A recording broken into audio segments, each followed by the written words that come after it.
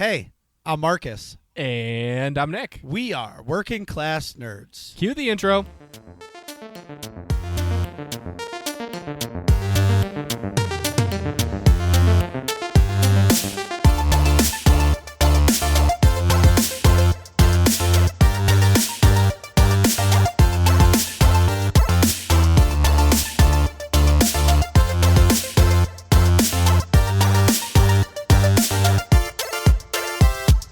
That's right, we are Working Class Nerds. The podcast gives you no information about your favorite information. Today is December 5th, 2019. That means we're 20 days away from Christmas. What? You can find this.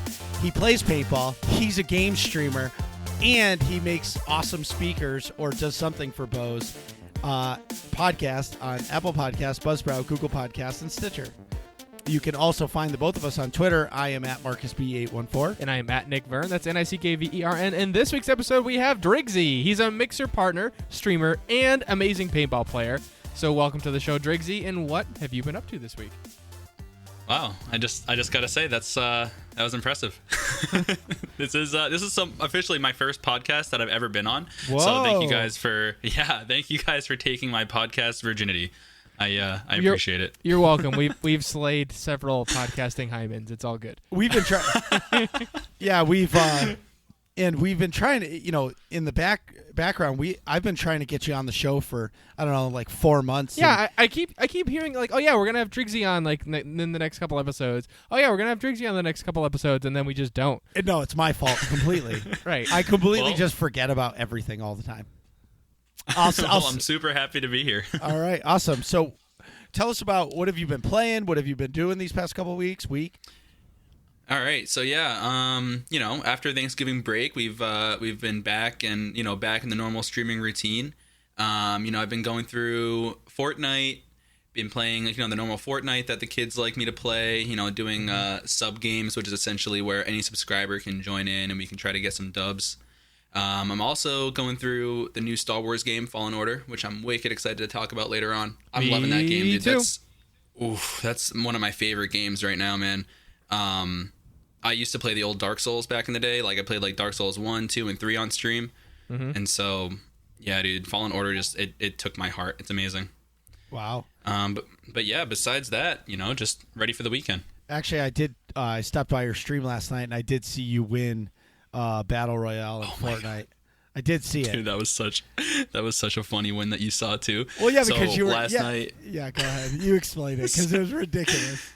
Dude, that was mad funny. So last night, I don't know why, I just had this idea. I was like, all right, what if we try to get a win with just us whispering?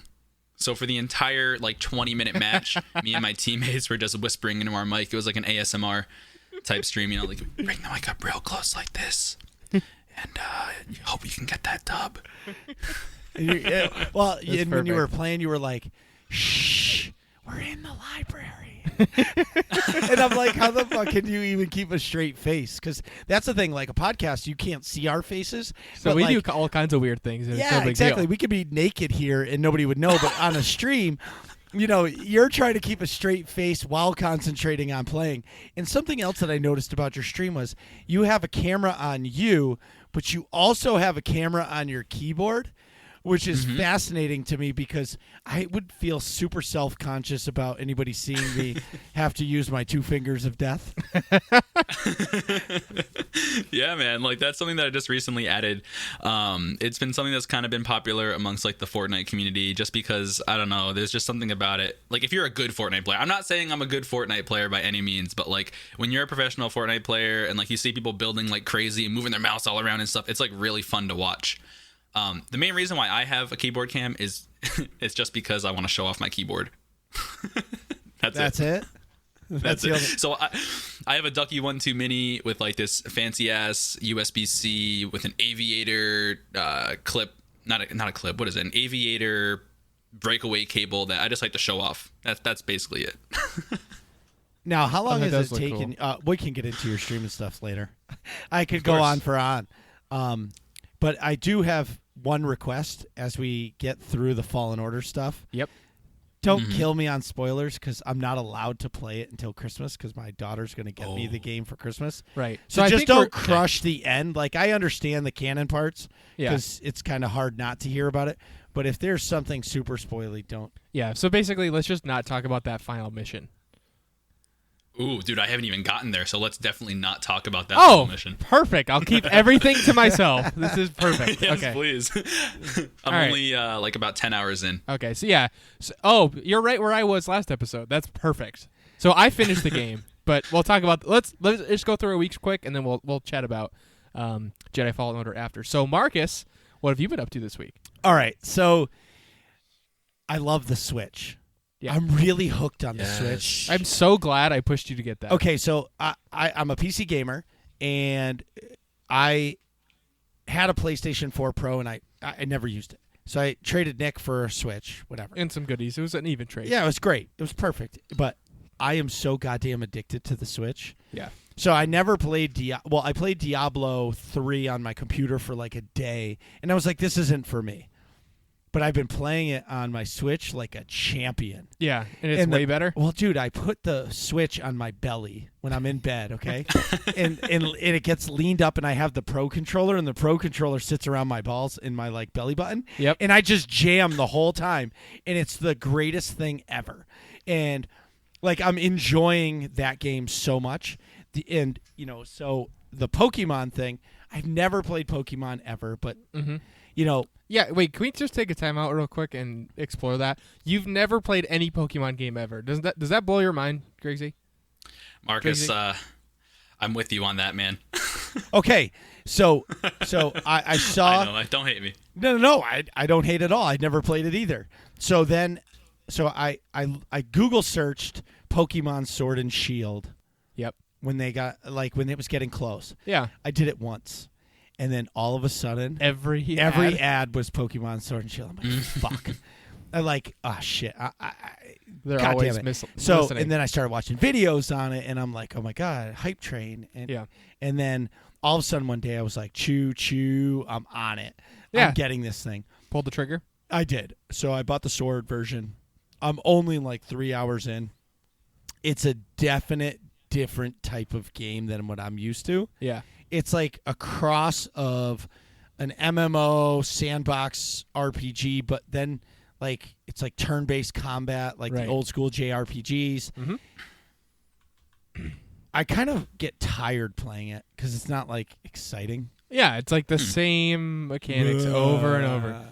Charmander, use flamethrower. Yeah. Well, I know Charmander doesn't learn flamethrower. Charizard does, but you get what I'm saying. Well, anyway. Ember. Yeah, but I've been playing it. It's been fun.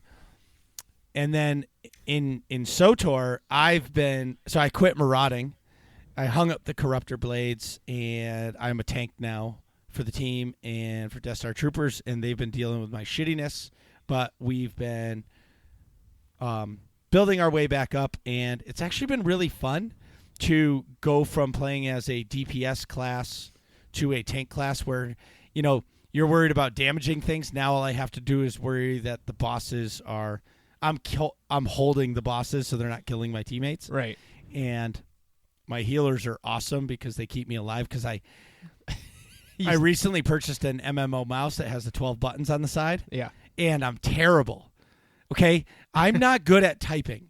So you think PC gamer should be able to know where the keys are on the keyboard? I'm fucking terrible. Yeah. I can't figure it out. Like, I know where my F button is because in Call of Duty, that was my action key. Yeah, it also has a dot on it. The F? Yeah. Oh. F and J both have dots on them. J? Who goes Little F nipple. Yeah, but who actually goes over to J? Well, you don't when you're playing video games, but you do when you're typing. So right now I've got Q, WASD, Q, E, F, and R pretty much on lock. Okay. Everything else is just fucking Question bonus. marks. Yeah, if I go to hit the 4 key, I could be hitting 7 or I could be hitting 1. It's it's anything. Once you get up to that other row, forget But mind about you, it. I've been playing on a PC for years. Right. I'm just terrible. I'm a terrible human being when it comes to that. So it's been really fun to learn the mouse and realize how much easier it makes life Right.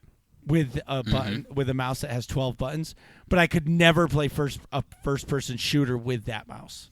I see what you're saying. Yeah. It's way too big and like I have big hands, but it It's doesn't. like too bulky for that. Yeah, it doesn't feel right. Like my other mouse is so like Ergonomic. like yes, that's the word. Yeah. Yes, thank you. Anyways, I did my Black Friday shopping, and Did you go in person? well, of course I went in person. You waited in line again this year? Every year, Ooh. we smashed skulls, bro. Like, Where'd you end up going? well, the big ticket item this year was at Target.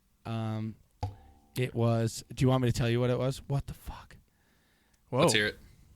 So you just got 4,000 Discord bleeps in a row. Yeah, exactly. At least Ooh. it doesn't come up on Audacity. But anyway, so it was a two-person kid Jeep. It was like, what? hell yeah. Is that for you, Marcus? Or? Oh yeah. A fucking 275-pound guy getting in the little kid Jeep. That, Right. Madness. No, it's for the kids, but it's regularly like $700. Yeah. $220. Wow. Oh, That's what a a mega deal. deal. Yeah, so there was only 2 of them in the store. So Oh, like so when you the had doors to- opened, like literally I'm the linebacker, so I run in and just destroy everybody. And Tom runs around me and he runs and sprints and finds it in the store. And then when people are like, I'm getting it, he's like, fuck you, I'll kill you. And so we locked it down. So Yeah, he's in the military too, so he could actually kill them. yeah, so We'll leave it at that. We are successful.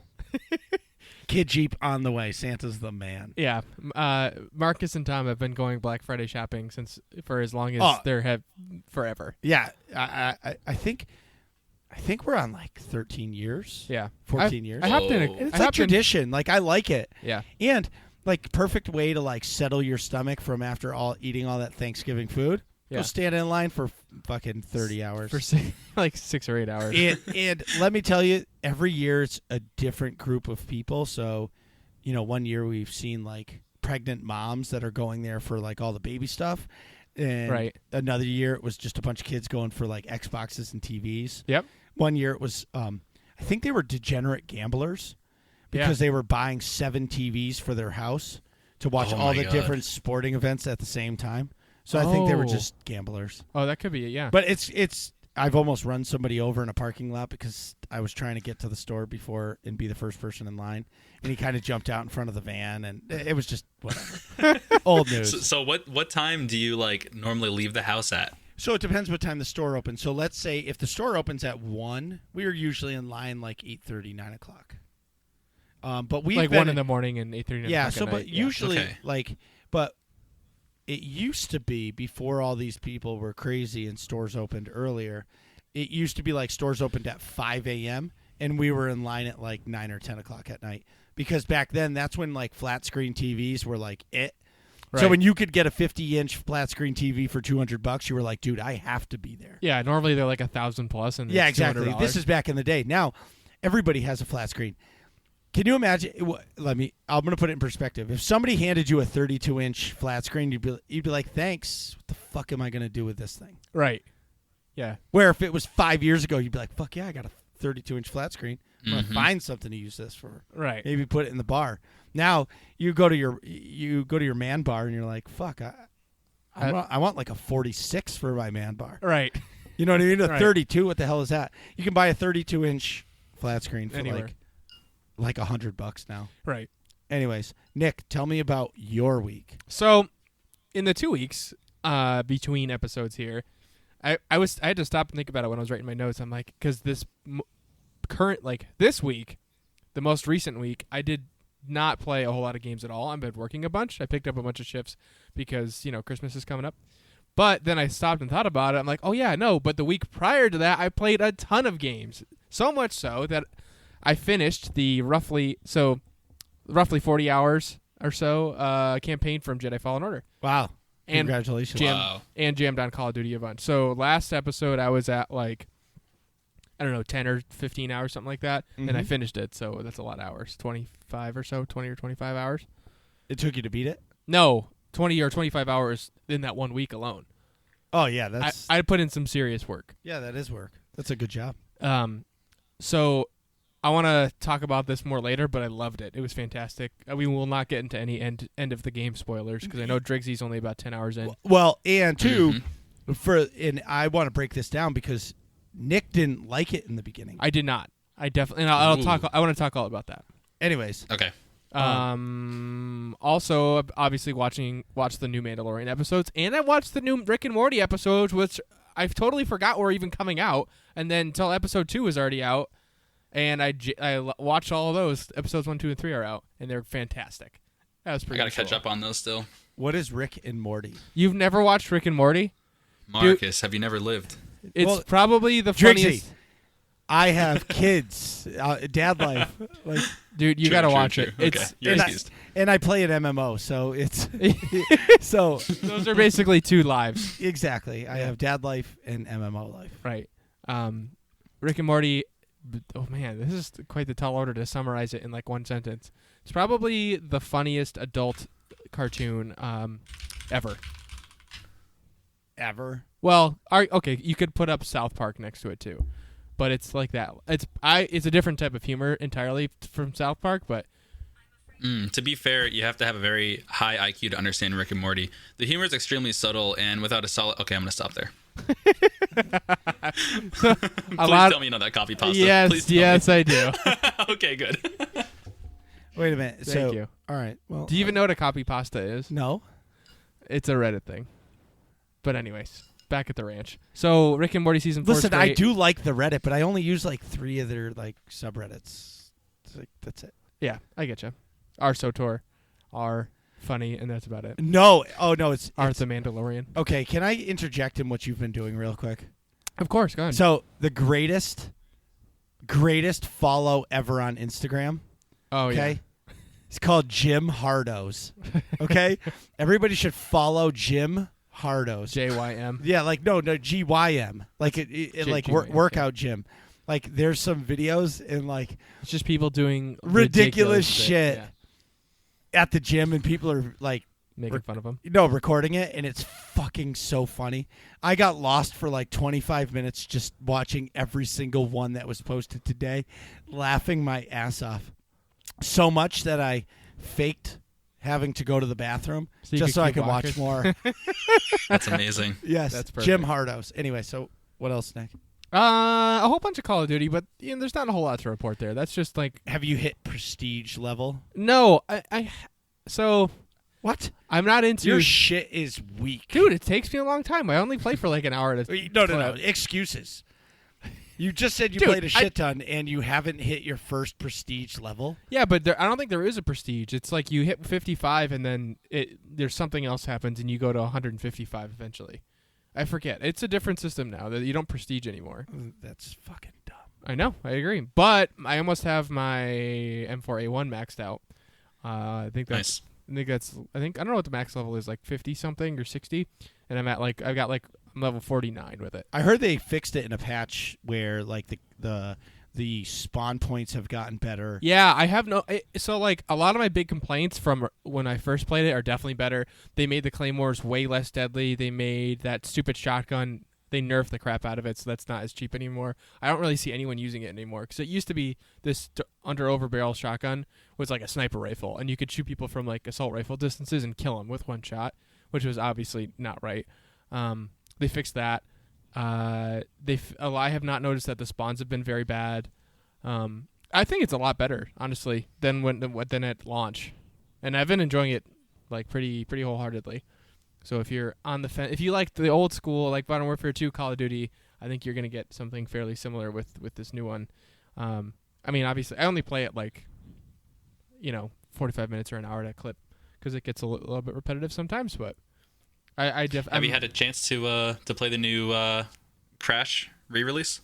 No, I played while I played it since that update, but I did not play that map. I played it last night for like a half hour, but I was trying to do the part of one of the challenges was like capture 15 flags in Ground War, so I played a few matches of Ground War trying to capture some flags so I could get a cool gun. I forget what it's for. The Infiltrator or something. Circling back to Call of Duty, how do you like that controller? Oh, what the hell's the Astro. company? Astro. I forget the name. C40. Yes. Yeah. So that came in the Swaparoo. Marcus had bought it at PAX, and that is way better, dramatically better than the PS4 controller. Yeah. It's nice. like an Xbox Elite. It's like an Xbox Elite controller. I love my Xbox Elite controller. I love that thing. I have like the extra long analog stick on the right side, so like your aiming one, so it makes your sensitivity like you can move. It's better for aiming and things like that, at least for me, and that's way better. Like I feel like I'm the best. Maybe it's just because I'm older and I'm not an idiot teenager anymore, but like I'm the best at this Call of Duty as I have been on any Call of Duty before, and I'm not very good at any of them, but comparatively I should say. And I think a good chunk of it has to do with that controller too. That makes a big difference. The trigger pulse does it for me. That too. So the on that controller you can shorten the trigger pull so it's not as long as a normal controller, which that helps me a lot, like in encounters where you're both turning and shooting at each other. Yeah. You can get that first shot off, which makes a big difference. The controller was legit. I totally got sucked into that controller. Yeah. You try to talk me out of it. You're like, you're not going to use it. And they're like, dude, you don't play with your PS4. And I'm he's going like, to use it. Yeah. I used it. Like one that time. controller's sick. One time. Worth it. Definitely worth it. But that's it for me. Do you want to got any SOTOR news for us? Yeah, so there's not much news. It's been quiet on the home front. The European servers, man. They're all screwed up. They're all fucked up. And I feel bad for them because, like, it seems like every day one of the French or the German or the American-speaking EU servers are coming offline. English speaking? Isn't that what it just said? He said American speaking. America. Anyway, they came off. They've been coming offline a lot. I don't know what's going on. I feel bad for them because, like, when they come offline, I think it's like the European peak time. Like, people are out of work and their servers offline. Yeah. Shit sucks. It's like when Xbox and like PlayStation decide to do their update at peak time, and you're like, get out of work, and you're like, man, I really want to play this. You go to sign in, and it's like, wah, wah. Yeah, exactly. Terrible. But do you guys know about the Google Stadia? Oh yeah. I do not. What is that? Do you have one, Driggs? No, I didn't get one. So I got a chance to play with it at PAX West, like before they actually came out. What did you think? And I don't know, I wasn't blown away by the controller design, so that influenced a lot of my like purchase decision. But honestly, I knew it wasn't gonna end up working out. It's just so much information that has to be processed like over the internet in order for it to happen. But yeah, Marcus, like break it down, like what Stadia is. Okay, so the Stadia is a full streaming service game console. So basically, they give you a controller. It's all streaming, so you don't need. So you're using somebody else's server to play the game, and it's all over the internet. So you want to play Shadow of the Tomb Raider, you can play it. They say you can get 60 frames a second in 4K right to your computer. Wow. Obviously, it's not true. It is. I don't think the technology is there 100%. I think they're going to make it better. Just like every other game, no game comes out completed now. Yeah. Because they got to patch it. But basically, Google promised way too much. I think if this would have been a success if they were like, look at your guaranteed 1080p, 60 frames a second at launch, and there's going to be 10 games available. Mm-hmm. So basically, the thing I don't understand, though, is you have to still purchase the game, which you don't actually own, and then you have to pay for their subscription service. So whether it's $15 a month, $100 a year, whatever it is, but you still have to buy their $60 game. Right. So why would you do that and not own the game? Yeah, that doesn't make a whole lot of sense. You know what I mean? Because if the PlayStation 4 goes away, you already own the game. You'll always be able to play that game as long as that hard drive doesn't fail. Right. Right? In the system. But if like Google cancels the service of Stadia, your money's gone. Right. You can't use that. Yeah, right. That's kind of silly. What's intriguing for me now is it's an easy way for me to just pay a subscription and not have to have an Xbox or a PlayStation. Right. You know what I mean? Yeah. So like for me, it's really intriguing because you can essentially, I could, if I'm traveling or whatever, I just take my laptop and I got the controller and now I can play a game anywhere I want, right, as long as the bandwidth is good enough. Right. But the technology is not there yet, and they promised a huge library of games, and there's really not a ton. Yeah. Because you're definitely not going to get any exclusives. Well, no. What they were saying is there's all the new games were going to be available, but really of the big games, I think it's Assassin's Creed Origins, or Odyssey, sorry, Shadow of the Tomb Raider, Destiny 2, and there was something else. But they did like a side-by-side comparison of a PC rig with, I want to say, a 2060 versus the Google Stadia, normal 16 gigs of RAM, whatever, a normal person's computer. Yeah, not your ridiculous one. Yeah. And and they were getting like, it was definitely upscaled to 4K. It wasn't true 4K. And you could see the difference in the computer version. And it was just so much more crisp on a PC. So I think eventually it's going to be better. Right. But again, it's $129. So it's kind of one of those things where you're just like, we'll wait and see, but it could turn out to be something worthwhile. Right. But if they come I definitely think that cloud computing and like cloud computed gaming is definitely like the wave of the future. But until we have like more stable internet connections like across the entire United States, like available to every single person, I don't know. I feel like it's going to be a really hard achievement to get to. Something that happened to me on Black Friday, seeing that you were saying about cloud computing, is you can get an Xbox One S. Why anybody would ever buy an Xbox One S now? But with no disk drive for $150. Wow, that's cheap. I almost bought one That's just a deal. for $150. Yeah. I think you get bullshit Fortnite with it, but who actually plays Fortnite? I'm just kidding. Anyway, I'm sorry I've rambled on about that, but what I'm saying is the new PlayStation 5 is going to have a disk drive still. Right. So clearly they're not ready to just cut out the discs. I prefer the disc because, like, if you don't have I have a good internet connection, thankfully, but I prefer it. I also just like that, like, I don't know, that I guess it's like an old person keeping money under their mattress. You know what I mean? Like, yes. It's that same mentality. It's like I want, like, the physical thing to see because, like, I don't trust that new fandangled technology with the banks and their digital cards. But if you buy a game on a computer, you don't actually own it. That's true. It's the same just on deal. a hard drive. Yeah. It's the same thing on a PlayStation. You just have a disc. Right. And I it's could not lose like the the disc and Xbox everything. 360 and the PlayStation 3 where you could put the disc in and it just plays. You still have to download it onto your hard drive. Right. Yeah, but once you have it downloaded, then you can just put the disc in and go. I know. I'm old school, I guess. I just like the disc. You're an old man. I am. Fuck. It happened so fast. Okay. I'm going grayer by the second. Well, my God. really quick, before we move off the whole like cloud computing thing, have you guys heard of Project xCloud?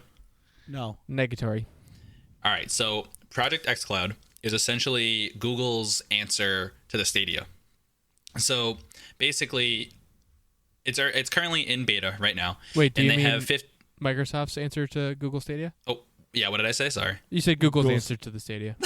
Yeah, Microsoft's answer to Google Stadia. Okay. And so essentially, right now it's in beta currently, and there are 50 plus games that you can play completely without needing to actually, be connected to a console or anything like that. It's all done via cloud computing, and supposedly it works pretty well. Like, people are playing like Halo 5, I believe, and like the graphics on it held up decently well compared to if you were playing it on the console.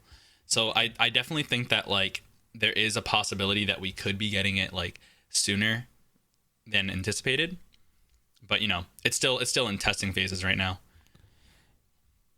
It's just pretty cool because like you're going to be able to, download the Xbox game streaming app on your phone or something like that, then connect your Xbox controller to your phone, and then you can play it wherever you go, basically. Yeah. And the cool thing is, there's no like, you don't have to pay like the $129 or whatever it is for the Stadia. It's I think it's included with your Xbox like Game Pass subscription. It's pretty dope. Right. So that's what I was going to say. And that's the other thing about like Google Stadia that I don't like is that you still have to buy the game. If I'm going to say, I don't care if it's $15 a month. I pay $15 a month for my MMO subscription to SOTOR. Right. But I don't mind paying a subscription because EA's Origin Access, I think, is $15 a month. Something like that. Well, I think the unlimited one is $30 a month, but the like part-time one is $15, where I think you can get like 2 games a month that you can play. Yeah. But really, truly, if you're going to play something, you're going to play it for a month anyways. and then move on. Right. So I do agree. And if anybody's going to make it right, I think it's going to be Microsoft, because they've been collecting the data on the Xbox for how many years now? I mean, they created online gaming. You could say the PlayStation 2 did, but that's a crock of shit. SOCOM 2. SOCOM, yeah. SOCOM 2 online was terrible. It was nothing compared to Halo. Right. When Halo took over the world. That's true. When does the Halo 5 come out? Halo Infinite? Yeah. I think that comes out. I mean, they keep on moving the release date back and back. I want to say 2020, but Yeah. don't quote me on that. Well, I don't get mad when somebody delays a game. I don't at all. No, I don't care at all. Because Great. Well, yeah, I don't Make mind. it right. I don't care. Exactly, make it right. If it gets delayed a year, it's because it's not ready. Yeah. Don't be like EA. Exactly. Don't rush a Don't release. rush a release. Yeah. So, anyways, speaking of EA and things associated with Star Wars, it's time for the Mando Minute. So let's talk. I have spoken. Let's talk about the Mandalorian. Driggsy, have you seen The Mandalorian? So, unfortunately, no, I've you only haven't the first seen 2 it. episodes. I've only seen 2 episodes. Oh my God! Well, I don't want to spoil First episode 2. 3 and 4. It's okay. It's okay. You guys can talk about it. I'm gonna run to the bathroom really quick. Oh, But you guys perfect. can continue to talking about it. See, okay? it's because he's drinking GFUEL. Exactly. So that's what you get for drinking. Gotta get that snow people. cone. Oh no, use code DKNATION at checkout. Oh my God. That's a perfect plug. Wow, what a professional. All right, I'll be right back. Okay, see you in a few. Anyway, so Nick, so since our last episode, we got E3, episode 3, and episode 4. Yeah. So right off the bat, can I just take a little credit? Because it's not often that my prophecies are true. Like, I fucked up a bunch of things for Game of Thrones when we had Professor John Redden on. And I was like, yeah, this is going to happen, that's going to happen from the trailers, and none of it was true. But in this episode, in episode 3, when I last episode of Working Class Nerds, I was saying how the Mando is going to take the Beskar, make some armor, and then go back and save Baby Yoda. And sure enough, Oh, yeah, you called it. That's exactly what happened. Yeah, you definitely did. So I don't often like to gloat, but I don't get things right all the time, so I got to take advantage of it a little bit. Boom. I really like the fact that he saved Baby Yoda. Yeah. Actually, can we just change it? It's Yoda Baby. Yoda baby? Yoda Baby. Yodi baby? No, Yoda Baby. I can't speak right now. Oh, that's fine. You just coughed your lungs out. Yeah, I don't know why. I was drinking water. Happens. Anyways, dude, and then they were like doing something to Yoda Baby. I don't know if it was cloning him or just trying to get his blood. Yeah, I don't know what. Well, so he clearly that lab guy has stuff, that icon from what the hell's that planet? With the cloning planet from the Clone Wars. Camino on his shoulder. So it definitely has to do with cloning or some kind of like biological sciences like that they're into. So I think they could be trying to clone him. And then he was scanning him to like see what the heck was going on with that. But it was kind of, I bet you we're going to see that guy again because A, the Mando left him alive. B, he was really advocating for Yoda Baby to live. And he said that like to the Mando right before, Mando left. Yes. Well, I think we're going to see him again because he's still part of whatever Empire's left or whatever. Right. He's a part of something. Which is interesting. And then going with that, Yoda Baby, if he's a clone, is he a clone to Yoda? No, I don't think he's a clone. I think he's just a real baby, but they want to clone him. That's my theory. Oh, because we don't even know like the what that race is? Yeah. I don't either. Yeah, or species, I should say. Yeah, I Yoda? don't know. I think that's going to be a big reveal at the end. Oh, I agree. I think the new canon that's coming in this show is just blowing me away. Yeah. And the Mando clan completely saving the day. That was great. I mean, that was so cool. Like there's so much to talk about, and I look forward to Fridays now. Yeah, me too. And it's great because we get an opportunity to like think about it for the whole week and guess to what's coming on. The whole the entire season released at once. It's not fun. Yeah. Like I feel like This if is the way whole better. season came out at once, it would not be the hit it is today. Right, I agree. People would have liked it, but they would have been like, "Yeah, it's fun, it's great, whatever." Yeah. So All right, so real quick And about episode 4 before sure. Driggsy gets back. So Yeah, I'm back. oh, well here. Oh, all right. ATST. Do you want? Hang on. I have an idea. I have an idea. How about I'll take my headset off so this doesn't spoil anything. Okay, And then if you guys could ping me in Discord, how about that? perfect. All right, word. Marcus, you're operating the Discord. Or we can just add this in later. That's true too. Yeah. No, I mean we're already almost done though. All right. We'll just do that. We'll finish. Anyways, it up. so ATST, Yeah, and it's controlled by raiders. that was really cool It to ma- see like the leftover Empire technology being used and And like they- what that impact. And they is. filled it with a red light. that was cool. That was awesome. Like the evil eyes. Yes. And they made it in Return of the Jedi, it didn't seem like the That threatening? ATSTs were threatening at all. They were shooting stuff, but in this they were we can't beat that. We're only 2 people. Right. We can't beat that thing. Right. Dig a hole. Start digging. Digging. Something that Filoni and Favreau and what's the female director's name? For episode 4. Yes, Bryce Dallas Harper. Harvard. Harvard. Thank you. Bryce Thank Dallas something. Sorry. Yeah. They're doing such a good job of showing emotion through a helmet. Yeah. I feel for that guy, and he's wearing a helmet. Well, shout out to Pedro Pascal for acting with a helmet on and being able to portray that too. I mean, obviously the directing and show writing helps a ton Well, too, but all he can do is nod or shake. It's not I don't know, man. there's more going on than Yeah, just him. it's magic, yeah. and he makes you feel. And then the whole ball thing with Yoda baby Yeah. in the ship, that's awesome. That's the best. It is the best. I look forward to more. I really want to see what happens because clearly sorry, I didn't mean to cut you off. No. We look forward to more because clearly Mando can't relax and Baby Yoda can't relax. No. He would have settled down here if they didn't get attacked again. But what's also awesome is that I never thought so many of those tracking fobs Would be a thing. would be given for Yoda baby, and nobody's ever tried to get Yoda baby. They've always tried to kill him. Nobody, but they're still alive.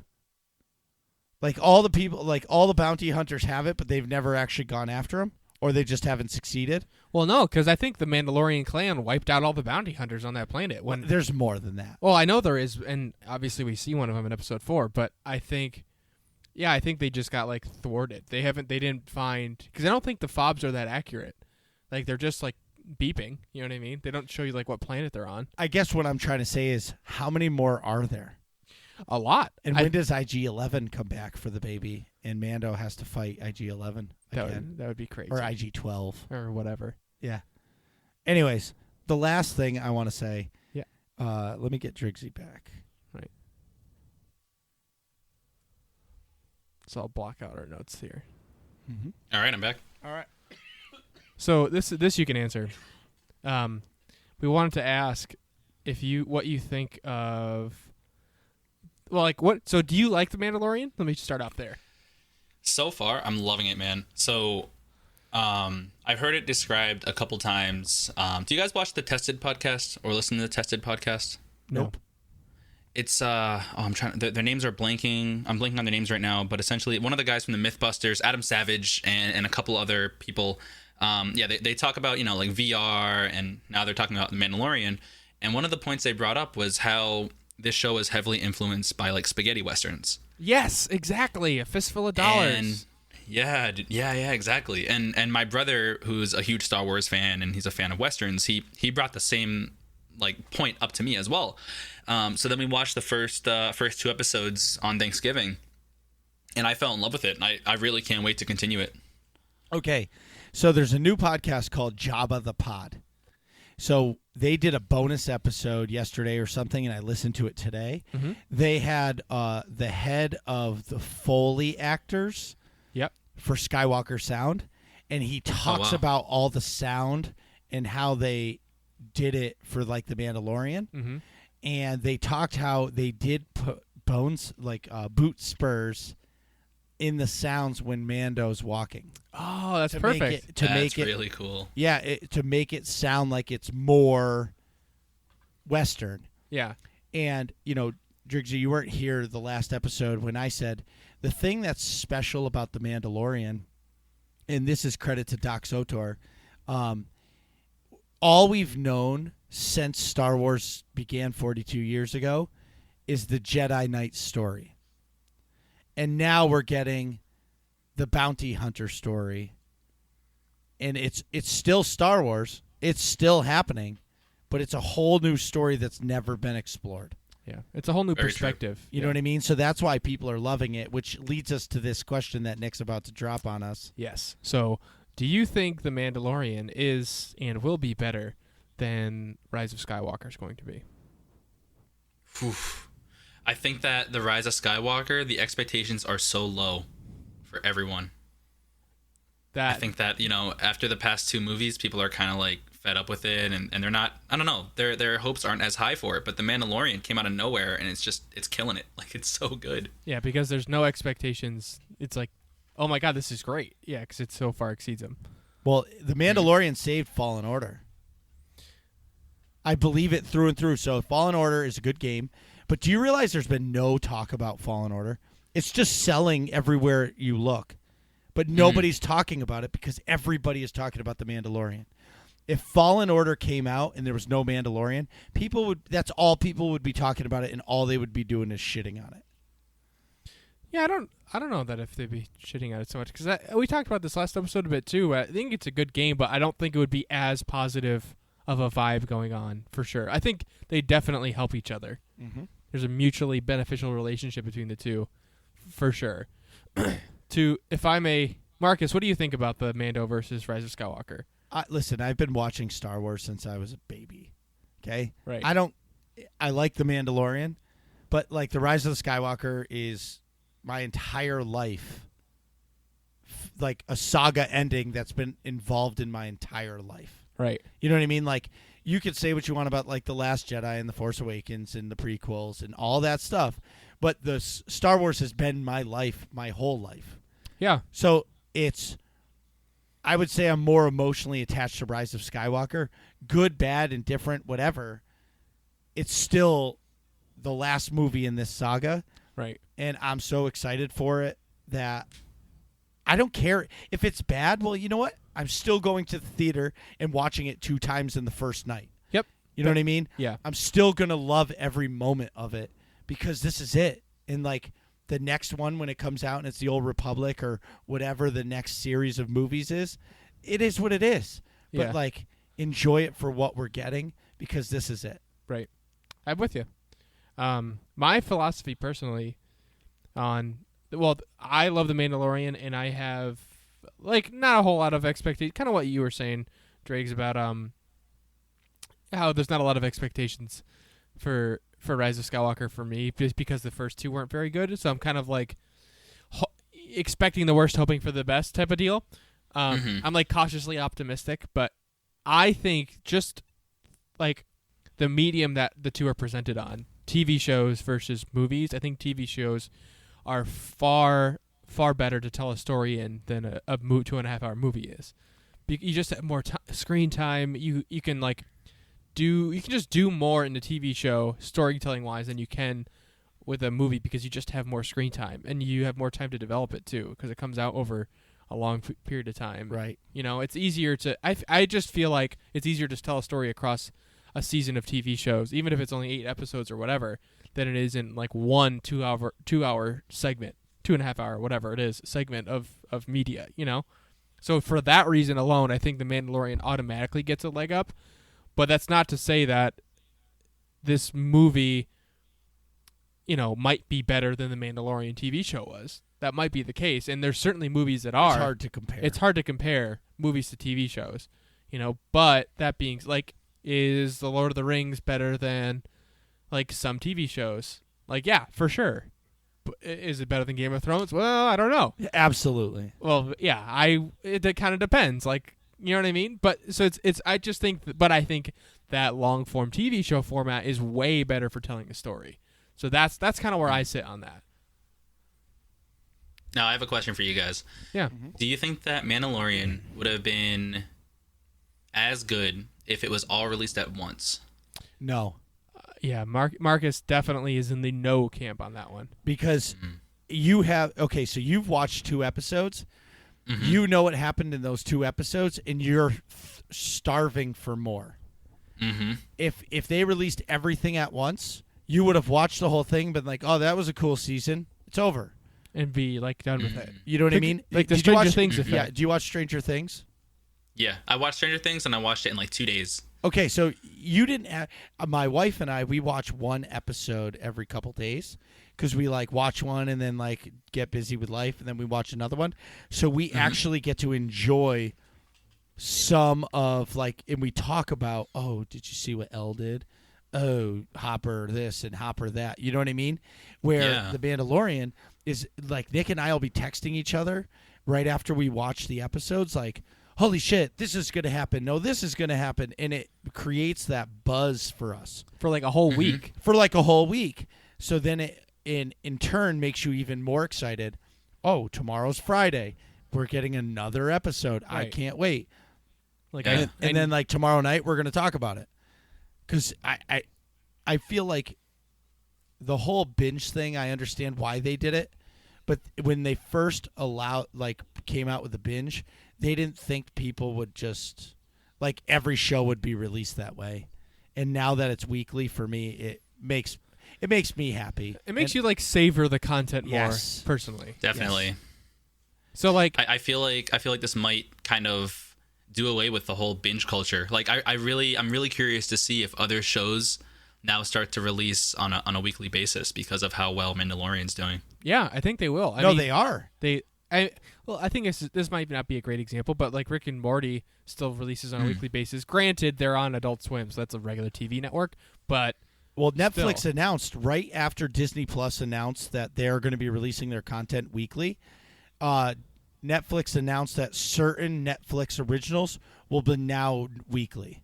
right. Like Stranger Wow, I didn't know that. Yeah, so Stranger Things, well, and too, if you release it weekly, that means you're stretching out your subscription. So if there's 8 episodes, that's 2 months worth of subscription somebody's paying. versus one month. Whether look at Stranger Things comes out, I subscribe to Netflix for 1 month, cancel it because everything else on Netflix is garbage, or for me, whatever. Yeah. And then you move on to the next thing.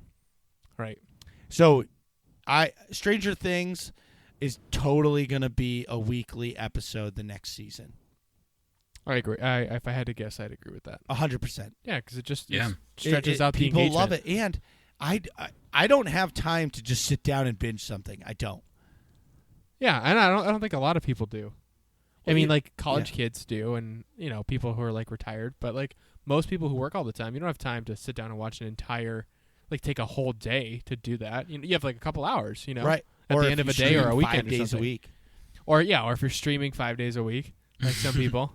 Yeah. Anyway, So, anyways, in guild news, so far in 2019, the SOTOR division of AIE has had 300 command ranks achieved by countless characters in our guild Summer of 300.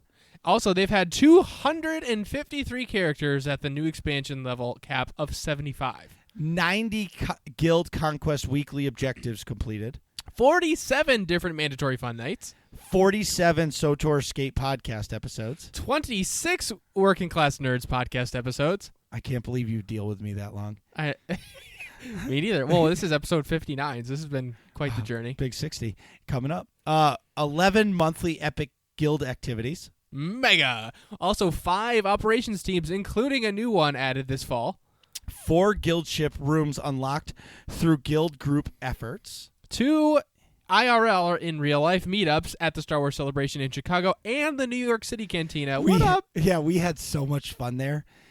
Shout out to Max buying all those drinks at the bar. Oh, yeah. Shout out. Yes. Thank you, Max. I remember I ordered burger sliders. It was like 2 a.m. Yep. And I was like, I'll eat a burger slider. And Nick and Kogus ate the other 2. They only gave me 3. And they were like, are you going to eat those? Because I was busy talking, drinking.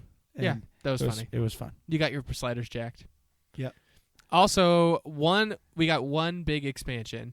with tons of guild events, all centered around 6.0 Onslaught.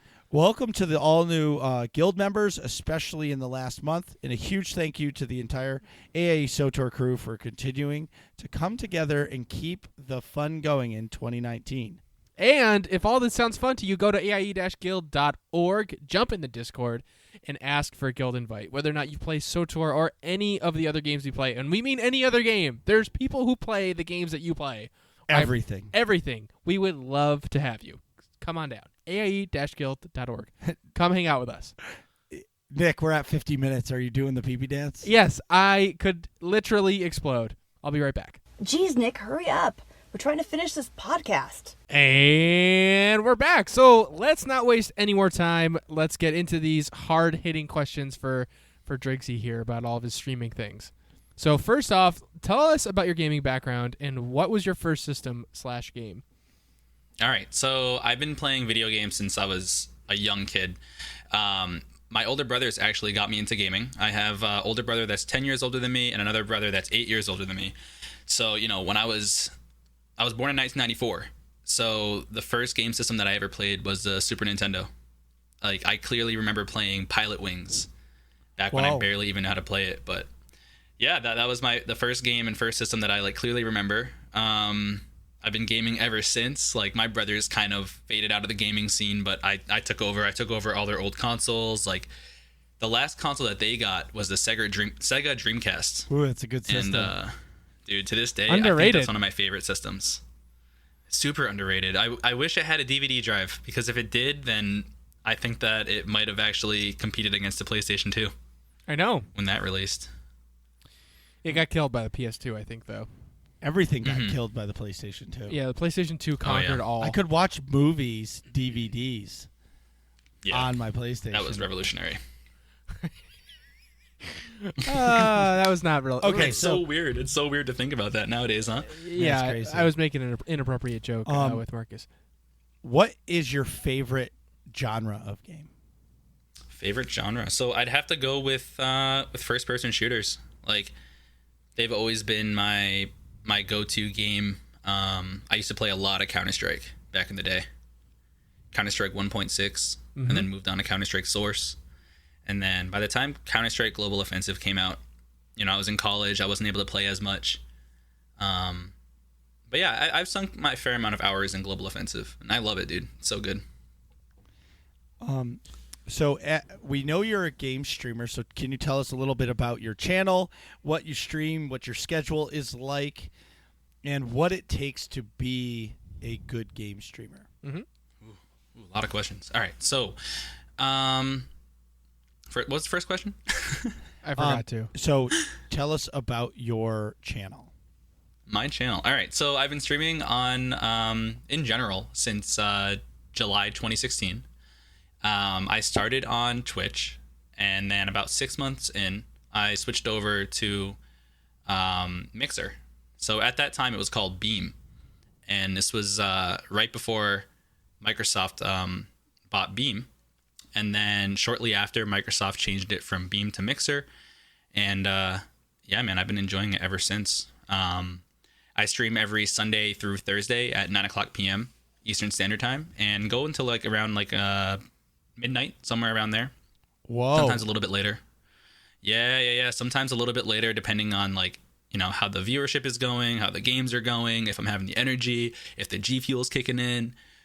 But then the next day, I definitely regret it. Yeah, but that's a strict stream schedule. Yeah. So I definitely think so. Whenever someone asks me Driggsy, what can I do to first get into streaming? What do you recommend? The number one thing that I would always say is make a schedule and stick to that schedule.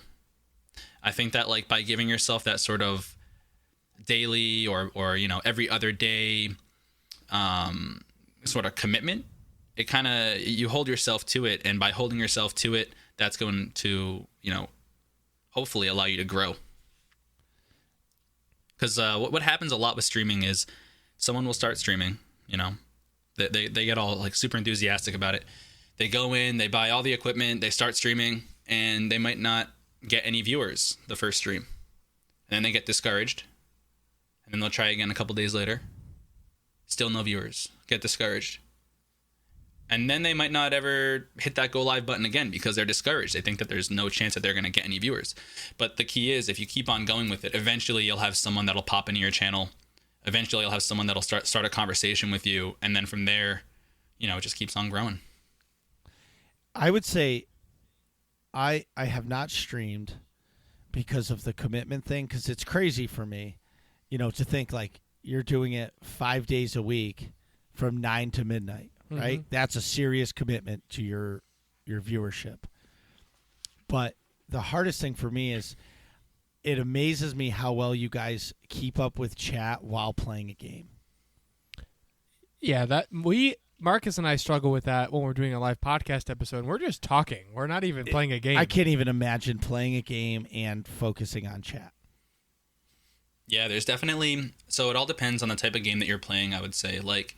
That's one of the reasons why I really enjoy streaming Battle Royale games, because, for the first, maybe 10 or 15 minutes of the game, it might not be too action-packed. Like, you might just be looking for guns or looting materials and things like that. So you're able to really, tend to your chat, during those, low-stress situations. And I think that's really why the Battle Royale genre has blown up over the past couple of years. Like, it's a direct correlation between battle royales and streaming, like how they both kind of propelled each other to the top. You know what I mean? Mm-hmm.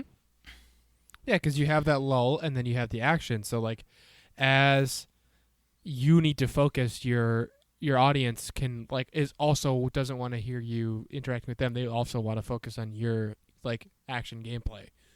So it works out nicely to where okay, they're engaged with you while you're gathering things, then as things intensify, they're locked in on the gameplay, and so are you, so it works out perfectly. Yeah, exactly. And I forget where I heard this, but it might have been on another podcast or even another stream. I forget where it was, but they pretty much described it how battle royales are the perfect game for streaming because every single game is different. It's a different story. You drop in, and that's the beginning of the story, And then as the story progresses, as it goes through, hopefully at the end you get that victory royale. It's just kind of a unique experience every time, I agree. Apex Legends is so good. It's so good. I love that. Apex is awesome. I love the game, but I'm terrible at it. Yeah. And what I do like is you drop in, you get killed, you're murked, done. Instantly. It's always me. But you can jump right into the next one, and that's what I like, that you don't have to wait until the people win to go into the next match. You know what I mean? Right. You don't have to watch that bullshit. Apex did a really good job with that, with pioneering that ready up immediately system. Mm-hmm. Yeah, it's really good. Yeah, and I think I just like the graphics of it. It reminds me so much of Call of Duty. And the play of it, maybe it's that future sci-fi kind of thing, and I don't think I could handle. I've never played Fortnite, but I don't think I could handle building and constructing and trying to shoot somebody. You know what I mean? Yeah, never mind throwing a chat in there at the same time. Exactly. No, I watched it last night, Nick, and he's building these towers with these buildings, and people are shooting the building, and he's shooting them back, but then he's building a building, and then this dude dies, and he's from the other side of the map. And I'm like, how the fuck did you even shoot that guy or see that guy? I didn't see him. Right. Did not see him.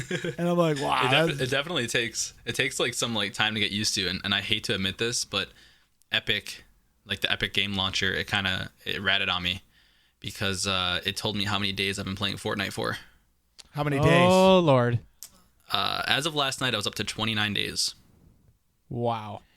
Yeah, so I don't know if that counts time in menu. But probably. Yeah, it probably I really does. hope it does. Yeah, oh man, I really hope it does. Well, yeah, but yeah, but you got to think Fortnite's been out for a couple of years now. Yeah, but when Call of Duty Black Ops came out, I think I literally had the same in days. Yeah, Marcus played Call of Duty Black Ops 1. You would go to work, questionable shower, and then just jam on Call of Duty Black Ops all night. Yeah, match after match. So I get it, but it's now I should look at how many SOTOR hours I have. That would be probably 100 days. I don't know. You've been playing for years. Yeah, I guess. Yeah, well, So- think of it. You played like 4 hours at a clip if you were like doing a op or something. Yeah, that's true. Yeah. Crazy. It's So, easily 100 days. all right, so this is the $1 million question. Yep. Yes. Mixer over Twitch, when Twitch is the biggest streaming platform, or was. I know Mixer's making a big like rise because even at PAX East, Twitch was nowhere to be found, and maybe it's because like Twitch has the market and is doing everything. They don't need to promote because they're already huge. So why did you pick Mixer over Twitch, or it was Beam back then? Well, so really quick, I just want to address your other question about like PAX East and Twitch not having a presence there.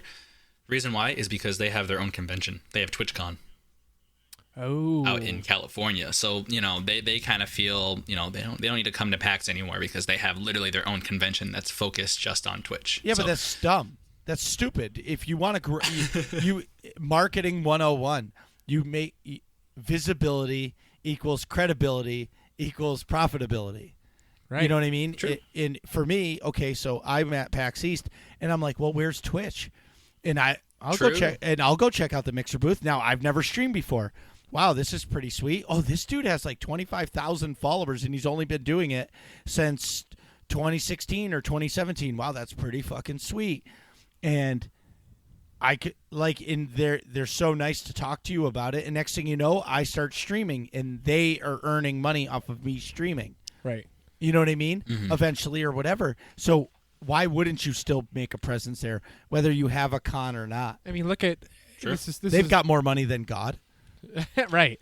Well, this is a little bit different field, but look at the Audio-Technica microphones we're talking into right now. Mm-hmm. Like we like Audio-Technica. I think we both had a set of their headphones, but they just had a whole booth set up with microphones for you to try out or to like buy essentially, so that we went up to them. They were really nice to us. We're like, hey, they have a good deal. Let's just go with this. Right. And my mic was messed up when I got home, Right. and they took care of it.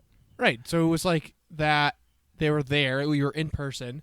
Yeah. Because of their presence there, we bought their product. And I wanted the Shure mic. We wanted Shure, and they talked and like because they were talked about it with us and said like, hey, look at this product. And they're like, these are better mics than the SM. Was it the SM58? SM58 Shure. I think He's so, like, yeah. this is a better mic than that. Yeah. It's your mid-range mic, not the super one that you have, Driggs, that I am. Oh, these SM7B. I love this thing. Oh my Yeah. Manta. That's that $400 of just pure heaven Yeah. worth every. Are you using dollar. that now? Yeah, that's what I'm using currently. Oh, okay. Very nice. So, So I have this plugged into a Go XLR, and then that's actually going through my streaming computer, and then I have that routing through Voice Meter Banana into you guys, like through my gaming computer into Right. you guys. okay, bit complicated, Mega but- quality. yeah. So I'm gonna get to that question next, but I'm gonna circle back. Why Mixer over Yes. Twitch? Yes, my apologies. So, all right. So the reason why I chose Mixer over Twitch, so I had just started streaming on Twitch. I was doing it for about 4 months, and I remember seeing an article on Engadget saying that Beam had acquired a new streaming service. So I immediately checked it out. I made an account, and I found a random person playing Halo because I was like, oh yeah, Microsoft. I'm gonna go find a Halo game. When I put my first message in chat, the streamer messaged me back or responded back to me immediately. And when I had that first interaction, it was mind-blowing. I couldn't believe how quick it's called FTL encoding. I couldn't believe how quick the FTL encoding was. And FTL stands for faster than light. And basically what that enables is for sub-second delay. And so the big advantage that this has over Twitch is, so if you're watching a Twitch stream and they don't have their low latency mode on, which is something I believe that's in beta right now, or it might be out of beta. I'm not sure. I don't really spend too much time on Twitch these days. It could take 3 to 5 seconds for the streamer to respond, if not a little bit more. Yes. And so I know exactly what you're talking about. It's so fucking Okay. irritating. Cool. So I'm so happy that you know what I mean, because having that disconnect between your message and when the streamer responds, it feels impersonal. It doesn't feel as personal as the Mixer chat integration does. And Yes. the main reason why I stream is because I like talking to my viewers. Like, I like talking to the people that are in the chat. And so when I experienced FTL for the first time, I was like, this is it, Chief. This is it right here. And yeah, it took me a little bit of time to move over from Twitch to Beam. But when I finally made the jump, my community was super happy with it. I remember when you did it. Yeah. I remember that too. I think that was around the time, like, I think one of the paintball events that we were at or something. I forget, but I remember talking to you about it. Yep. And it's really sweet to hear, but I do agree with you with the chat, because I'll be watching a friend play PvP and in whatever they're playing, and they'll do something dope, or they'll win, or something will happen, and I'll be like, oh my God, that was epic. And literally, it doesn't pop up on their chat for 5, 6, 7 seconds, and they're like, what was amazing? Because that 5 or 6, 7 seconds is old news. Right. They could be in the heart of another battle in 5 or 6 seconds. Right. Wow, that's crazy. So that's really the only reason? So that's not the only reason. I would say that's definitely like 75% of the reason why I switched over. The other remaining pieces why was because, Beam or Mixer, I'll just call it Mixer from here on out. Please. Mixer was super close-knit. Everyone on the platform was super nice to each other, super friendly. So every time that I went into a stream and just talked to the streamer and their chat were super welcoming. And so just those vibes of, everyone loving streaming, everyone loving gaming, it just drew me right in. And then there was the fact that, hey, like, if I make a splash in this platform now, who knows where it could be 3, 5 plus years from now, Yeah, like look at people sort who of started making YouTube videos when YouTube was like in its infancy. And right. They're exactly. By now they're giant. Yeah. Exactly. And just going from my past experience, back in the day, I used to make Vines. It was like my little hobby that I did on the side, and I gained a decent following on that platform. And one of the things that I always kicked myself for was not starting on Vine the day that my friend told me about it. I remember my friend telling me about Vine. I downloaded it. I saw a stupid 6-second video about like a dog or something, and then I deleted the app. And then I re-downloaded the app 2 months later. I saw people had like millions of followers and everything. And then that's when it clicked with me. That's when I was like, oh, you can actually like gain a following on this app. And so I wanted to get ahead of myself with Mixer. I wanted to put my foot in the door and hit the ground running. So I did a little research on Mixer, and something that, okay, we all play games to be social. We all play games or stream. If you stream, you're doing it for that social aspect. But there's also one other side that nobody talks about. It's the financial side. It's an opportunity for anybody to potentially earn a little bit of money, because who doesn't want to earn a little bit of extra money, right? Especially if you can do it from your house. Correct. Yeah. And it's you're doing the thing you love to do.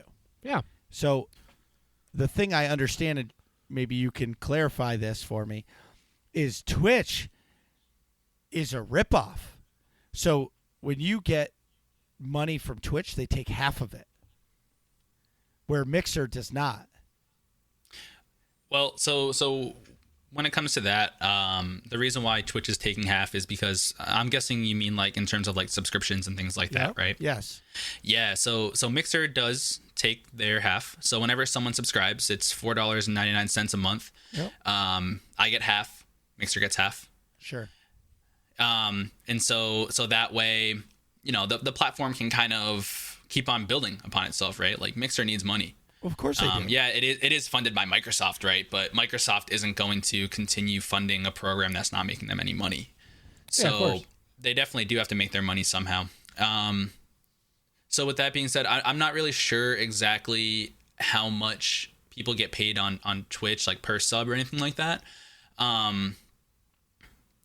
But yeah, I mean, just the fact, man, like just the fact that, you can play video games, you can stream, have fun, and maybe by chance make any money off of it at all, I think it's so incredible, in my opinion. Yeah. It's something that I never thought would ever be possible. When I started streaming, money was not on my mind. Like I could give two shits if I made any money from streaming.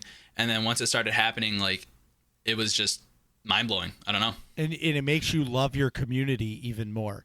And that, Exactly. you know, you love playing the games and you love doing it, but now you're like, I want, like, these people are subbing and paying $4.99 to my channel every month. I want to stream Sunday through Thursday. Yeah. Exactly. It's an incentive for you to keep on creating content and to keep in touch with your community as a whole. Something special that so I've been watching the different mixers because you're on there, and I'll lurk in your channel. I may not say something all the time because I'm not a Fortnite player, and it just boggles my mind that it anyway. So something that is cool that Mixer does that I kind of like, and so I've been watching your stream a little bit, and what I like is that the chat has a level up system. So there was a player in there or a viewer, I don't know what you would call him. Yeah, viewer. Yeah, so but he was like level 99 and I'm level 2. I'm like, wow, so this guy watches your stream a lot.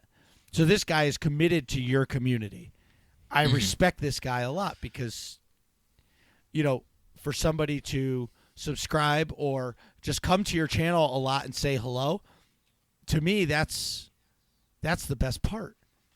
Because you may not personally know this person, but you might know this person because you might know him as Nick Vern 51 or whatever. 51, and you may not know him as the real Nick, but this guy's in your stream always talking to you about whatever you're doing in game. Right. Yeah, that's a really cool like outsider perspective to kind of, you know, interpret the level up system. I've never heard it that way before. Like coming from like another viewer respecting another viewer based on their level. Like that's really, really interesting to hear. Like from my perspective, it kind of just shows like how devoted someone is to the channel and how much time they've spent in there. And that's mind blowing. Like to see someone have like a level 60 or like 65 or something like that. It's something that they just added not too long ago. I want to say like 4 or 5 months ago. But yeah, I think it's a really cool feature that, you know, it's one of those other things that Mixer has over Twitch. It's just kind of innovative, you know. That's what Mixer is all about. Like they're trying to bring new features to the streaming platform as a whole and to streaming in general that I feel like Twitch is kind of lagging behind in some regards, you know. Yeah, absolutely.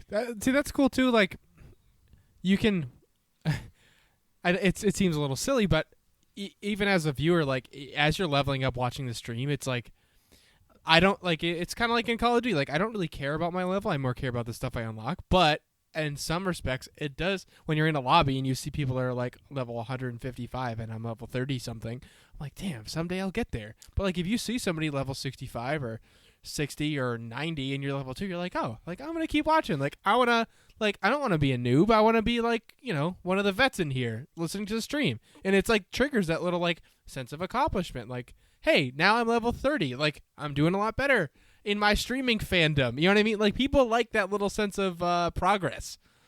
And that's just that's like, really cool. It's like more incentive to keep watching your stream. It's just built into the platform. That's great. It's silly, but it works. What's that thing in your head, Nick, when it releases and it gives you like happiness? Dopamine. Okay. So I was level 1 in Driggsy's thing and I got level 2 and I was like, boom. Dopamine. So, what up? level 2 over here. You Sense know of what I mean? accomplishment. And it made me like excited. I was like, wow, that was a level up. I didn't even have to do anything. All I had to do was say hello. Right. Or boom, level 2. Yeah, boom, level 2. And it now I'm like, and just talking about it here, it's like, fuck, I want to watch the stream because now I want to level up again. All right, so the next time you pop in, you don't look like such a noob at level 2. Okay. That's awesome. Yeah, and so I do subscribe to a channel on Twitch. It's a good friend of mine. I really like his stream, how he does it. It's fun to watch, all that stuff. So he has emotes that unlock as you subscribe for more months. What do you do for your community as they subscribe for longer and longer? Do you do stuff like that? So I wish that Mixer had that sort of functionality like implemented where they had like multiple tier subscription badges. That'd be really, really, really cool. It's something that I feel like everyone has like kind of wished for. But yeah, so far I don't really have any sort of like progression in terms of, if someone subbed for 2, 3, 5 months, if basically it's just then as each month goes on, you have the sub perks. So the sub perks are, you get the golden D badge next to your name, so it kind of distinguishes you from everyone else in the chat. So yeah, a little joke in there, a little cheeky joke. Yeah. Get that golden D. Yeah, that golden D. And then you get the global emotes, so you can use those emotes across all of Mixer. I have a couple that are like SpongeBob related, and they can be used in pretty cool ways. And then you also get the ability to play Fortnite with me, or any other games that I play. You can play in with me and hop in, and those are called like sub days, basically. And it's a very popular thing that streamers do, where it's like a way of kind of giving back to your subscribers that are subscribing to you, is that they can come in, they get priority to come in and play with you. And try to get that win. It's kind of like that sense of like bringing everyone together type of thing. So do you get like your own server for that? Like how can you make a server like a subscriber only game essentially? Yes. Yeah, so like let's just talk like Fortnite, for example. So with Fortnite, pretty much I'll just have like a sub lobby, which essentially I'll have it open, and if they're subscribed to me, then I'll add them as a friend. And then when I add them as a friend, they can join on in to my game. Oh. And it's pretty simple. Like if I ever have a question and like, hey, I don't know, like Cloud9, I don't know, I'm just making up a random name. Cloud9, who are you? Like if it's someone I don't know, then they might give their name in Mixer, and I'd be like, oh, sorry, man, like you're not subscribed. This is a sub only game type of thing. And then, most of the time people are respectful and they'll leave. Sure. If they're not respectful, then I'll just kick them. Yeah. But that's the cool thing about Mixer, man, is that everyone on Mixer is nice. If I feel like everyone on Mixer is nice. Like, the community as a whole hasn't been spoiled, if that makes any sense. Yeah. Okay. Last question before Fallen Order. Yeah. Is there anybody from your stream you want to give a shout out to? I know I'm throwing you right under the bus. There's so many people, bro. All right, I want to give a shout out to my girlfriend, Tiny Heroine. Yeah, I actually met her because of streaming. Wow. Which is pretty dope. Whoa. Yeah. I met her through Instagram because I posted a clip on Instagram, and then she followed me from that, and then yeah, it's all history from there. But yeah, she's been in my stream like pretty consistently. She's a moderator, a huge part of the community. Like, it's really cool when people in the community start talking to each other, and whenever Jess comes in, everyone says hi to Jess. So huge shout out to Jess. I also want to give a shout out to Akosin, who's one of my other really good friends in streaming that I know IRL, and he's been a moderator for a long time. Borg, who was my first viewer, who's still a moderator to this day. Pretty crazy. Wow, that's awesome. And actually, you know what? Last night, so many names I want to shout out, man. It's hard. It's really hard. Yes. Oh well, anytime somebody calls you out on the spot, you always, it's always like that. But I do remember your brain immediately dumps all the important. So this info. Borg person, I know this person because I saw it last night, and because Driggsy was like, "Oh, I'm going on the Working Class Nerds podcast." This dude Borg was like, "You should come on my podcast," and he's like, "Is it the Boardcast?" So yeah, dude, I remember that last night. He's had the same snarky like comments where he comes out of nowhere and he'll just like throw like a little jab at you or just say something funny, and yeah, man, he's awesome. That's great. And yeah, man, a shout out to everyone in the Driggsy division. Thank you guys so much for supporting the stream. Love you guys. And how can people watch you on Mixer? So if you do want to tune in, like I said, I stream every Sunday through Thursday, 9:00 p.m. till around midnight. And you can tune in at mixer.com/Driggsy. You can also find me on Instagram and Twitter at Driggsy_. I post on there pretty regularly. And a little bit of like an incentive. You guys, I didn't realize how big of Star Wars fans you guys were. I also play Beat Saber. Oh, nice. Which it's a fantastic game. I love streaming Beat Saber, and those typically happen on Sundays. So if you come in on a Sunday and I'm streaming Beat Saber, you can come in, request a song. I'll play the song for you and slice away. Wow, that's pretty cool. Sweet. Yeah. All right, so let's talk about Jedi Fallen Order. So let's go around the horn. Marcus, I know you have not played it yet because you're not allowed to. I'm not allowed to. So 3-year-old wants to get it for me for Christmas, and I'm not allowed to play it. Right. Driggsy, how much have you played Fallen Order? So right now I'm playing it on Jedi Grandmaster, and I'm 10 hours in. But because I'm playing on Jedi Grandmaster, I'm only on like the 3rd planet, I think. Oh my! Basically, I don't want to spoil anything. Oh, dude, But- if you're already which planet are you on? Okay, I'll just say this. I had to save the big hairy things. Okay. Dude, you're doing great. So, first of all, Jedi Grandmaster is the hardest difficulty, right? So, and for reference, I've beaten the game, but I beat it on Jedi Knight, so the the normal mode, so to speak. So there's like story, there's Jedi Knight, Jedi Master, and then Jedi Grandmaster. So Marcus is deaf. Did you type something in chat that I didn't say? No. You're good. You're good. So I know Marcus is gonna play on story. Yeah, fuck yeah, I am. I just want to enjoy. I like to enjoy the story. I don't want to get pissed off at the game because I want to enjoy the story. Like I do hard mode ops in my game. Like I don't need hard content So to enjoy a story game. right. Anyway, sorry. So okay, so I didn't realize that you have played all the Dark Souls games. So that makes perfect sense why you're playing a Jedi Grandmaster. So for me, there are 2 types of games that I'm horrifically bad at: platformers and melee combat games. I am awful at it. I'm the worst gamer of all time. So so obviously I never touched I played the first Dark Souls game. Not what's the one before Dark Souls? I forget. It's not technically Dark Souls. It's something else. But anyways, I didn't play that one, but I played the first Dark Souls game a little bit, and I was awful at it. Even like Mario, the original Mario games, I've always been terrible at those. Yeah. Any platformer, I'm just horrific at. Right? Yeah, I can't. I'm okay at melee games, but I cannot do. Platformers. Well, no, I can do platformers with a controller. If Yeah. I'm using a keyboard and mouse, I'm just terrible. Yeah. I can't do it. Yeah, there's no way. So originally when I played Jedi Fallen Order, I was getting really frustrated, like with like even on like the first planet, like the jumping and things. And I think I was just grumpy like after work one day, but I like kept missing like the rope when you had to like just swing across a gap, or like I kept like somehow managing to just fall to my death on like that first planet. When you try to use the zip line, I didn't realize you have to press X to like use the zip line.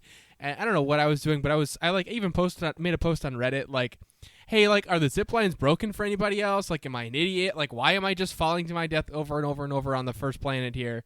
It was So were you an idiot? yes, I was an idiot. All you got to do is press X and hold it.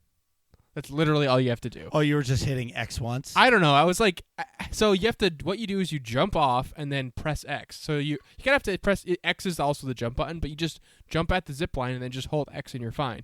But I don't know. I was like jumping and not holding it down, and I would just like jump at the zip line and fall to my death. Or maybe my game had a little bug in it. I don't know. But I was getting really frustrated. And then I'm also terrible at melee combat, and obviously you're using a lightsaber, so. So it's all melee combat, and it's real melee combat. Like you have to parry, like you have to block attacks. It's not just like late stages of God of War where you're just a machine and you just keep mashing the attack button and you're gonna be fine. Like you have to actually like dodge things and like parry attacks from people with other melee weapons, or like if you want to deflect a blaster bolt, you have to like parry it. Like as soon when it's close to you, you click the button. You know, like, and I wasn't used to that, so I'm just playing on Jedi Knight. I can't even imagine doing that on a hard difficulty. Yeah, so like that's why like some of those Dark Souls games or Sicario or like any of those style. What's the other one that's really, really hard? Yeah, I'm trying to think of Bloodborne. Yeah. Bloodborne. Yep. I think it's made by some of the same people, right?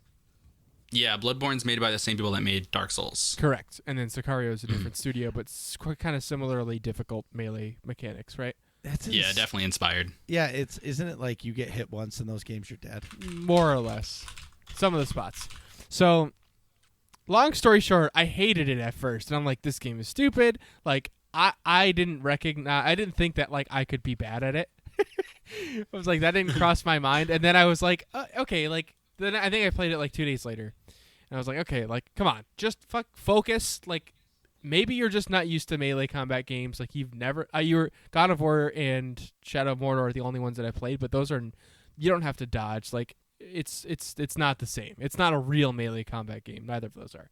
So then I gave it a real shot, and it's like, okay, you have, like, where you jump actually matters. You can't just, like, jump in the general direction of a wall and you're automatically grab it. Like, you have to focus. It's a platformer. That's part of the mechanics of the game. It's not supposed to be just, like, transportation from A to B, like, between your fights. Like, the platforming is part of the game. So I had to sort of make that mental transition. And once I did that, oh my God, this game is great. It's way better once you realize, like, hey, the platforming's part of it, and the melee combat is supposed to be really difficult. You're not just supposed to get through hordes of enemies like you do in God of War. So it's like that challenge is part of the game. And once I maybe this is just a unique problem to me, but I thought it was awesome once I figured it out. Doesn't it feel so incredible when you're having a difficult time trying to defeat like a group of enemies, and then you finally nail it? And you take them all out. Doesn't it just feel so good, like so redeeming? Exactly. So on Bogano, did you find like the world? I'll call it the world boss there. It's the big froggy thing that like you fall into the pit and find. Oh yeah. If you get hit by him once on Jedi Grandmaster, you're dead. Yeah. So I think it's like a 3-shot kill or something like earlier, and I could not figure it out. Even the smaller versions of that thing would fuck me up. So I was having trouble with, and even when I beat the game and went back to Bogano, like those things were still messing me up. I don't know if it's you just mean like the little rat guys, right? No, well the rat guys too, because like you have to act like they immediately attack you, so you have to block their first attack. I feel like, and then you can attack. I don't know how the mechanics are in Jedi Grandmaster, but it's the same exact thing, same thing. So like that I wasn't used to too, and it's like the first level. Like you're not expecting to have to block. I feel like it's almost to teach you that, hey, you need to block the enemy attacks. You know what I mean? With the little rat guys. But what are they called? The big frog things. I completely honestly, I'm not gonna lie to you guys, and you're probably all gonna hate me for this. Because I'm streaming this game and I'm talking in my chat so often, I literally don't even know like what's going on in the story. Like I have to ask. I feel so bad for saying that, but I have to ask my chat like what exactly is happening because I'm not paying attention. Yeah, I mean, but that shows. Okay, so that's the difference between somebody playing a game and somebody streaming a game. Right. You're so immersed in your chat and your community that you're not paying attention to the game. You're paying attention to your peeps. Right, which like if you're streaming, you kind of have to. So that totally makes sense. But you generally, you're a Padawan that survived Order 66. That's like in the trailer. Yes. Initiate Order 66. Yeah, and then you're just surviving afterwards. But I don't want to say too much because Marcus hasn't played it. But it's great. And do you know how much of the story there is? Like how many planets there are total? I feel like there's not too many planets, and you end up going back to the planets and like revisiting them and going to like new areas of the same planet that you were on. Yeah, because you can get different force abilities that unlock different areas of the map, essentially. So that is that's something that brings me back to like my Castlevania Symphony of the Night days. Yeah, because that's still my favorite game of all time. I feel like you're gonna love this game because I loved like when you were in the library and you didn't have double jump. Right. And you saw the treasure box sitting up top, and you're like, you son of a bitch, I want you. Right. You know what I'm saying? And then all of a sudden, you get the double jump, and that's the first goddamn place you go. You're like, fuck it, I'm not killing you, boss. I'll be back. I need the double jump. I need that treasure chest, and I needed the double jump. That is, yes. That verbatim happens in this game. Yes. The whole time. Yeah. The whole time you play. You're like, fuck you, golden treasure chest. Sometimes literally golden color. Well, that's... I want to go get that thing. Right, and that's why I'm so, like, I'm worried about this because, I play games at night. Right. And it's going to be like, I'm going to be like, my arms are going to be like out to the side, and I'm going to be pulling back and forth between SOTOR and Fallen Order. Yeah. The only saving grace is, can I play that game and Julia watch? Yeah. Or is it too like? Yeah. Is yeah, it you're too fine. Like, because I'll be killing stormtroopers and stuff. No, it's Disneyified. So like you kill them, but nothing gets dismembered.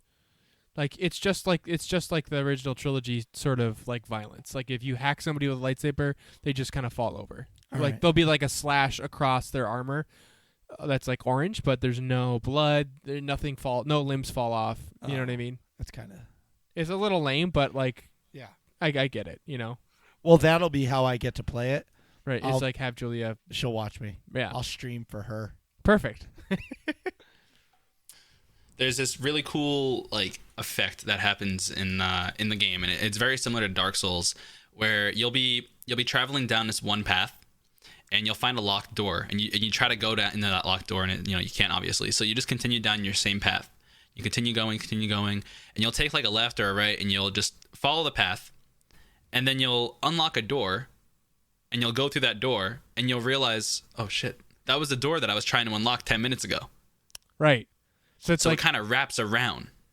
It's just really cool. Oh man, it's mind blowing when it happens, because it's like, oh my god, we're here again. And I don't know, it's this really cool thing. And Marcus, I'm so excited for you to like experience it, because it's really cool. and it keeps happening over and over and over. Especially like as you get to the later planets, you'll see this too, Driggsy.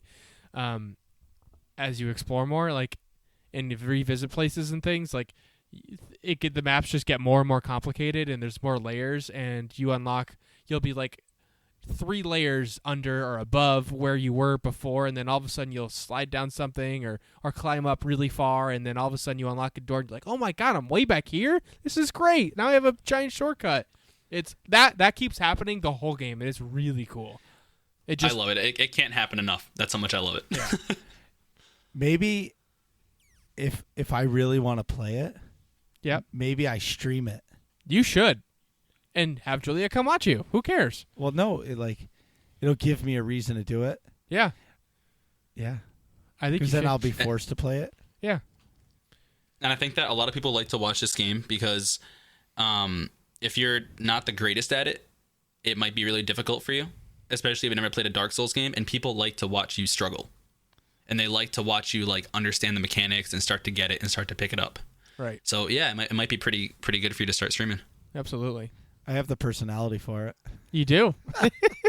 Comedy It's show. great though. And the story is really cool. Like obviously from the trailers you can see there's Inquisitors in it, which is a whole unexplored section of like the Star Wars lore.